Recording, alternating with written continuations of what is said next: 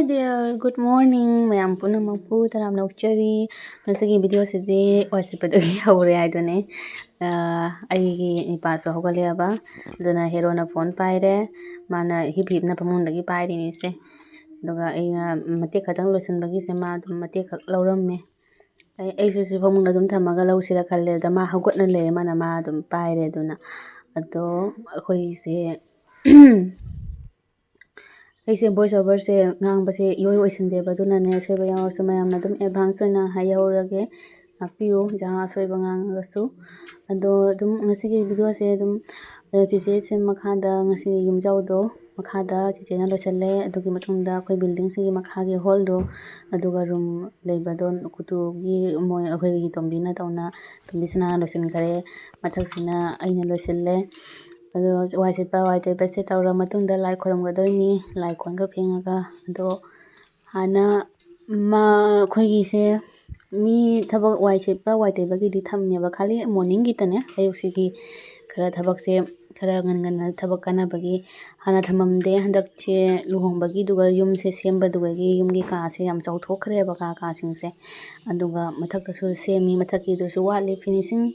ꯄꯨꯔꯥꯗꯤ ꯑꯣꯏꯗ꯭ꯔꯤ ꯌꯨꯝꯁꯦ ꯁꯦꯝꯒꯗꯕꯁꯤ ꯃꯌꯥꯝ ꯂꯩꯔꯤ ꯑꯗꯨꯒ ꯑꯗꯨꯝ ꯂꯨꯍꯣꯡꯕꯩꯗꯨꯒ ꯁꯦꯝꯖꯤꯟꯕꯗꯤ ꯑꯗꯨꯝ ꯑꯩꯈꯣꯏꯒꯤꯁꯦ ꯑꯗꯨꯝ ꯂꯣꯏꯁꯤꯟꯖꯕꯅꯦꯕ ꯑꯗꯨꯒꯒꯤꯅꯦ ꯑꯗꯨꯝ ꯑꯩꯈꯣꯏ ꯂꯨꯍꯣꯡꯕꯒꯤ ꯃꯇꯥꯡꯗꯨꯒꯒꯤ ꯄꯥꯅ ꯁꯤꯟꯅꯗꯅ ꯑꯩꯈꯣꯏꯒꯤ ꯊꯕꯛ ꯋꯥꯏ ꯁꯤꯠꯄ ꯋꯥꯏ ꯇꯩꯕ ꯃꯣꯔꯅꯤꯡꯁꯤꯒꯤꯇ ꯑꯣꯏꯅꯅꯦ ꯅꯨꯄꯤ ꯑꯃꯈꯛ ꯑꯗꯨꯝ ꯃꯣꯏ ꯗꯤꯗꯤ ꯑꯃꯈꯛ ꯂꯥꯛꯏ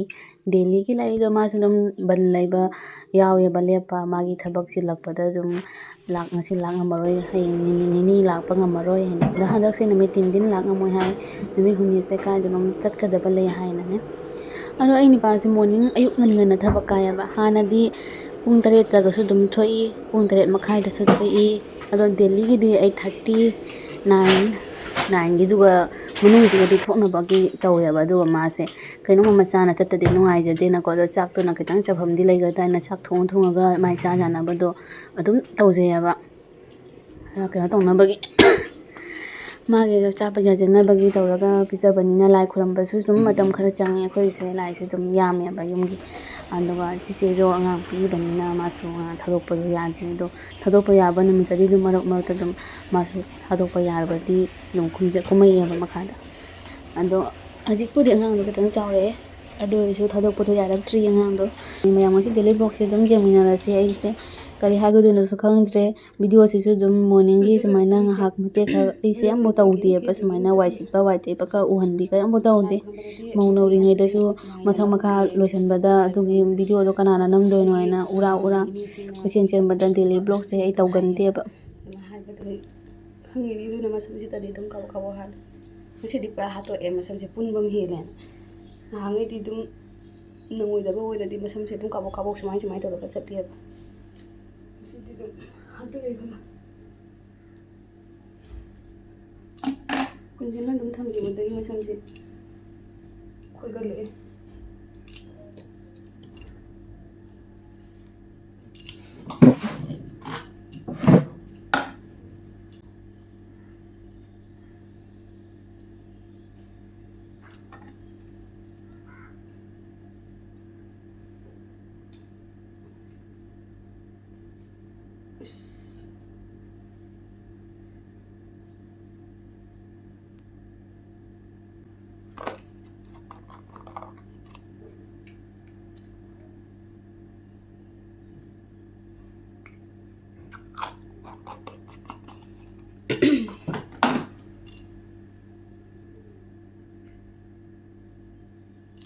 ꯀꯁꯥꯔꯗꯗꯤ ꯃꯧꯕꯅ ꯃꯕꯤꯟꯗꯤ ꯊꯤꯜꯂꯦꯕꯀꯣ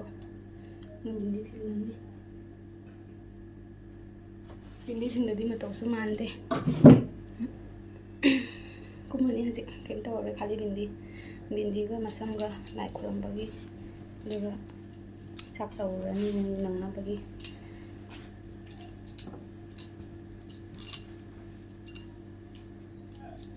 ꯀꯨꯝꯕꯁꯤ ꯃꯌꯥꯝ ꯑꯩ ꯉꯝꯃꯗꯤ ꯃꯇꯦꯛ ꯑꯗꯨꯝ ꯂꯧꯖꯒꯦ ꯉꯝꯗ꯭ꯔꯗꯤ ꯈꯪꯗ꯭ꯔꯦ ꯍꯥꯏ ꯉꯝꯗ꯭ꯔꯦꯕꯀꯣ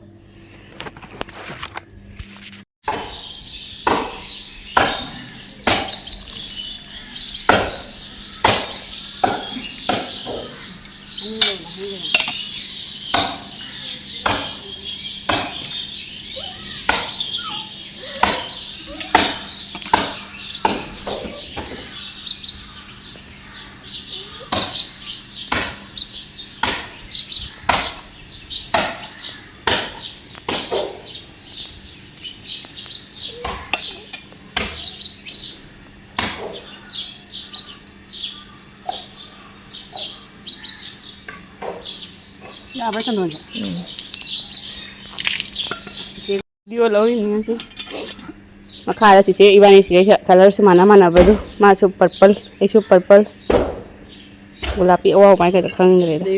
baby pink ha ka ai gi na purple hai phet mana ri ba che video ma te khalo ramin stand ga yaw te dang lang sa khung ga le hor ma le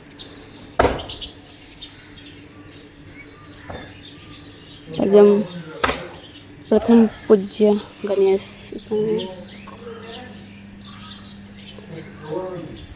ma'am like कटपसे फजन कचरगे आई video लवरगे नुआइते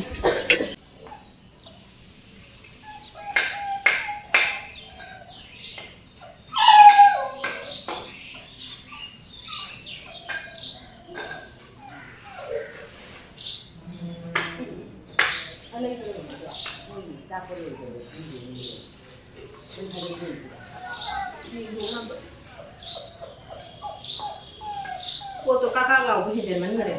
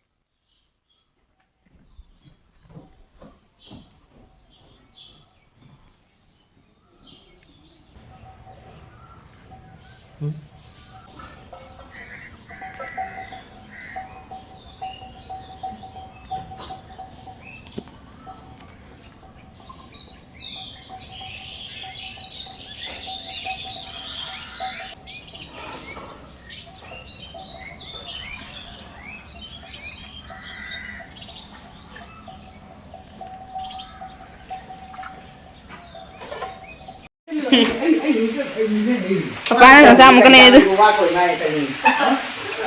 Sinju chaba ya ni ne sisi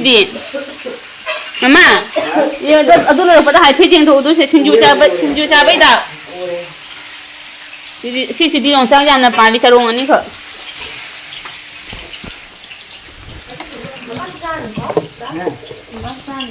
Papa. Mama sang khiro. Mama na maning dagi ai mobile se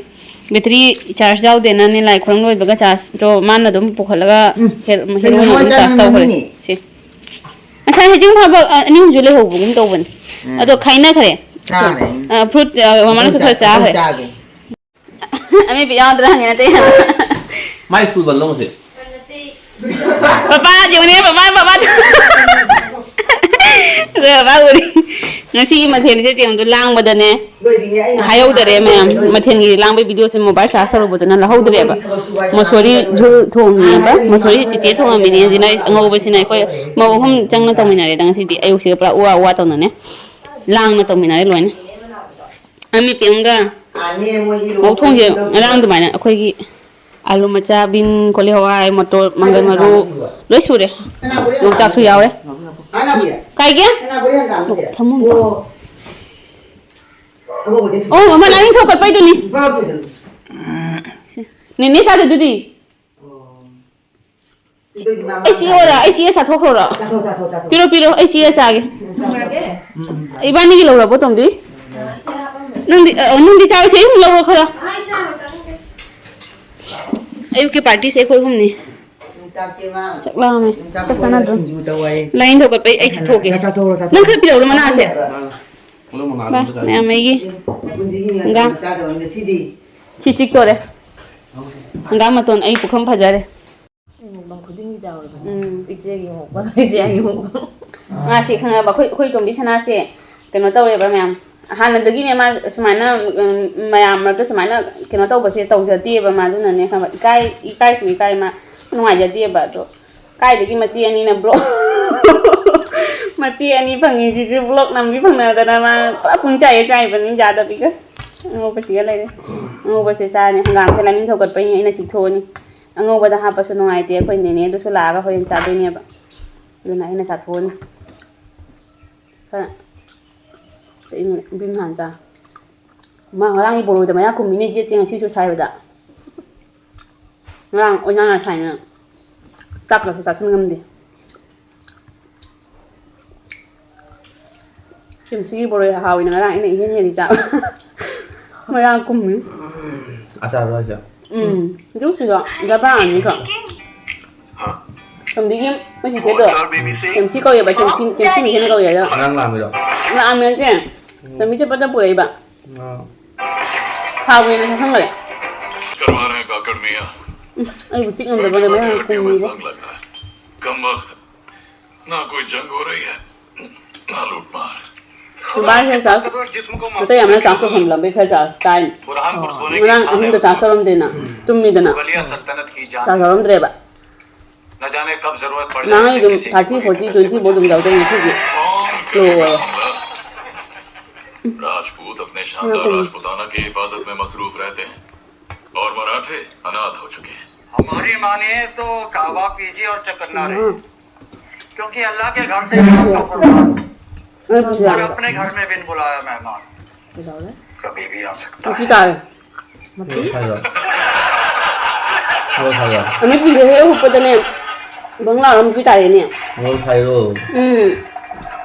Dám không có đồng tăng nó phải có tăng. Tang tu ni nak pakai nang ram ki ni ba. Amang ni no cita itu. Hao ya.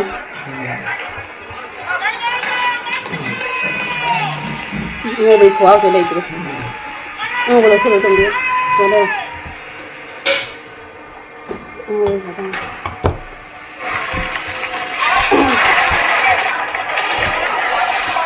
Ngo boleh khóa. Lại thì hàng đuổi lại thì đồng hàng đuổi của mình đồng đi mua đến hồi nó mà má nó mua cho người trồng đi mua cabo lại sẽ làm một cái này em xem năng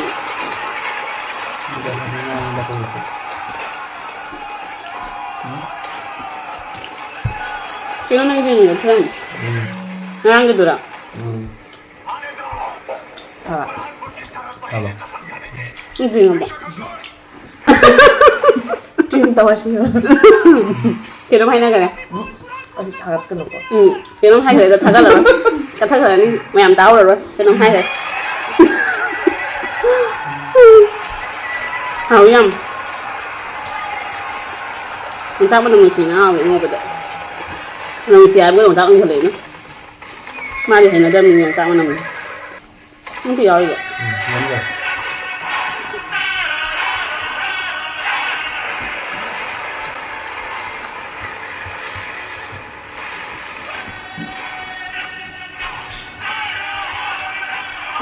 cái đó rồi rau rồi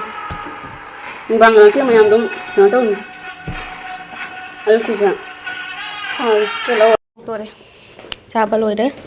tôm bị sôi lên xin đấy xin chân lẽ thì hao đấy rồi nè hết sai anh ngô bữa mình nồng nè trồng chạc khi mà nồng nữa là thâu gật nữa khổ hao không thúc thôi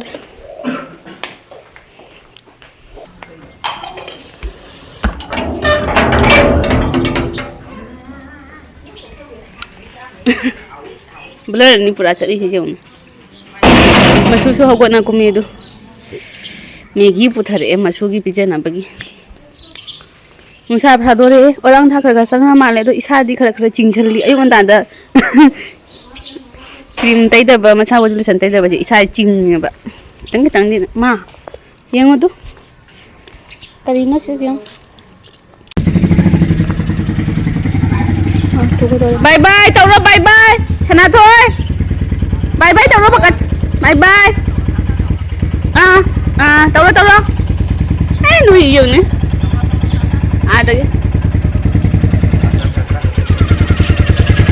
nên cả đâu hậu đây bây giờ chân luôn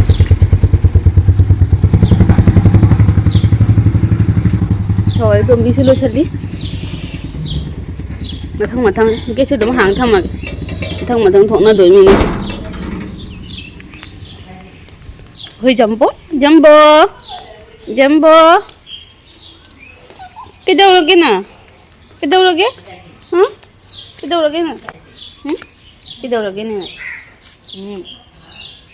cái đâu rồi kia nè tụi thân nó này thì dùng mà tụi thân nó này rồi cái đâu rồi kia nè mấy tất kỳ rồi nông trà khô luôn rồi kìa nông trà xin chú nông trà khô lên đi ấy lo xem làm đi chắc sao bây giờ kèm ta tôi lo xem luôn kìa rồi ra bốn coro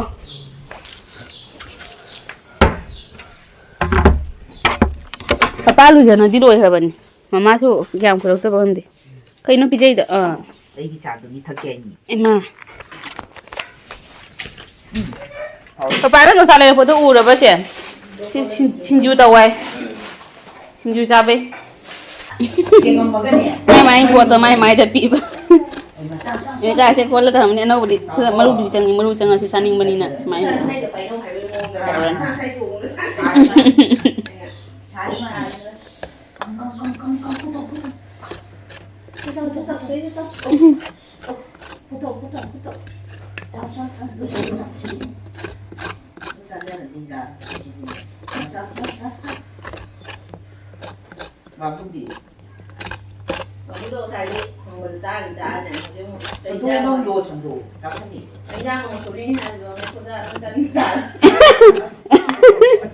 Maksudnya itu tuh cinta kali.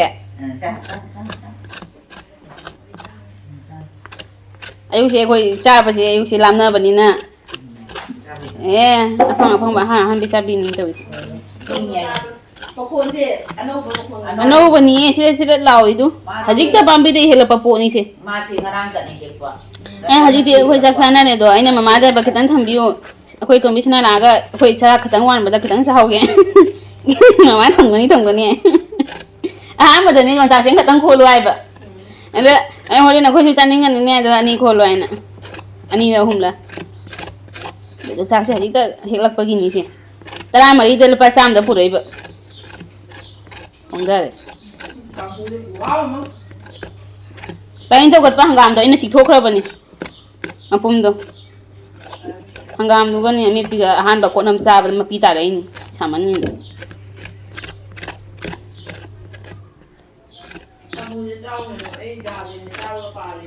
Panggam tu murah sah, kami pergi cakap kemana cakap ni murah tu sah berhelan, kangam di ni. Kau dah ni, tong aku sudah dah ni kanghu apa ke sunar bani, nanti lagi nak ambil pergi dah ni kanghu tu sit lagi ni apa ke cakap manam tu. Kanghu tu soali bani na.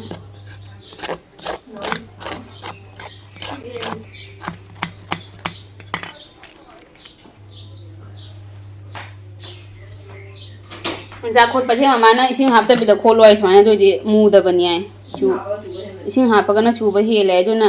योंचाकसे नाने चालेसे खोटपसे इना दुम खोटलेबा लोइना खोटपसे दु चूदे दु मुना चूदेबा सोइबसे थांगना सोइबदु तनी इनाने सोइबा कुपंगमदे काटीना चपदि कुपरो इचेगी हिजाम पिला खोरो हिजाम चा कई पुरकनी योंचाकसे मसांग मरु मरी खनो जागदरा मरु मरी ना जागदरो तना थोइदु मेगी चा हियो मखुना कोना जानी मखुना चारे दु मया का थगा हावबो ने असा से कमाय लाम दो एदी उपगा लाम तारे नंद लामोसे चिचे ना हाव दोरी तविजे मची जे ना हंगाम जाओरे माना पुदीना सु जोंचाक सु हा अखोइना आई थागी बनी हेजना साथो चिचे ना हाव हाव रेसे मसी ओहि अहन सिंग लोइ सा थमा बनी ने थेंना चाकसाय अखोइना मु चाक साबा मी अखोइना मु चाक साबनी ना पुंग तरा तारकपदा सिगे तौरे निपान नै जरकपदै दम चाक लामी दुजरका काखलकपदा लाइ खोमबदै दम चाक खलामनी बा अदैदि मु चना बैसिगा साहौद्रदिने मुसित काय हेक्ता दिन नमा दम गेस पोखतना लैदो यंदा सुचरा वालाइदा चक्सा बोंग बोंग सावबदा सिजेंगो जो टोमेटो अचार मिक्सर अचार टोमेटो अचार सिजे ना हे मुबांग तौदोरे मैं ngasi hai muci sijeng ne aidi wa chagre chaksulame ba yang sai na nga sa se mana jam khui thong no ai min ne che hai di ne anu sa da su photo pi dre mana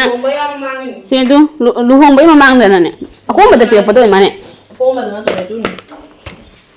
kuye ba cha ni ma gi cha lai ri du se ma pa na nu sa sa ra cha chi tham moi na thong gi ba dai sa na da ba nu sa da bum da photo sirang di nga cha nga jaw ri du is haji ti ai bu thalam ne cha ja ro thin da chan nga piece kya kha poge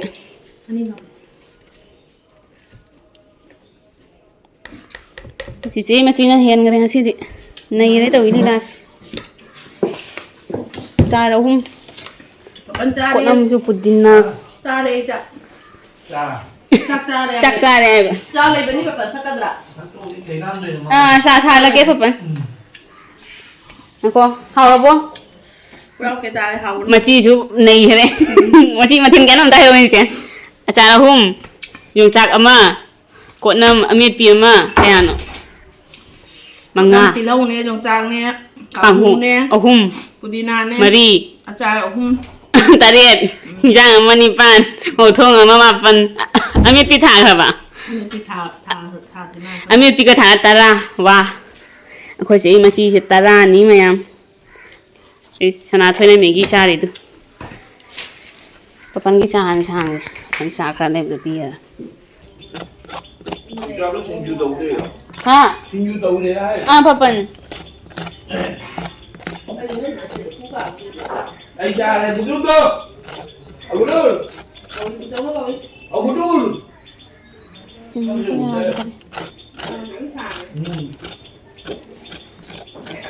giờ rồi nó có nó ra đi Anton Nasa tamatri ya.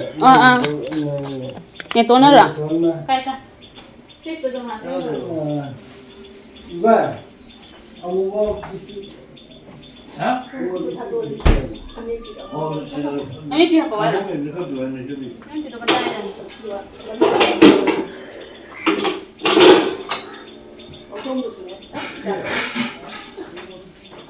Papa lu gina mo hen ba sinju jaw re cái gì ah bi sinju jong cha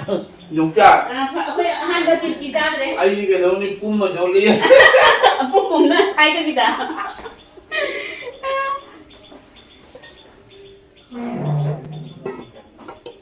ako masaba mi gi le hote da khodi ako masaba mi gi mathe ne ta jam khale ai hai ba ni mama da su kaya ka khu wa no ani kha khu i ne ahum khu wa ra tang khai ma ma che tham che ra ahum khu che la ge na ma da nun thin da khoi ma tom bi sana mu la kha ga cha ni อาชีพหนุ่มทางบุทำมันอยู่จ้าบ้าเห่าอีกหนุ่ม Cái gì nè? Hai đi em một chút nè. Cái cô nghe mẹ chào ạ. Ngarang gitu. Apa aku tuh? Kena tháp nó ra tháp được học được nó nằm mình. Apa kari pai kya? Tan lâu rồi po.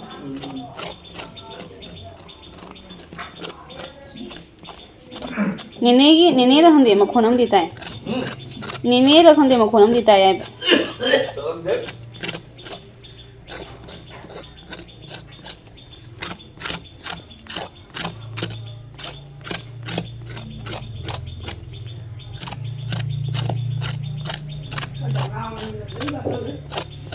Ayu si sak lik na sa ate sak la bani na ne pung dum ni pan ma khai da sa ga ma pan da sa ga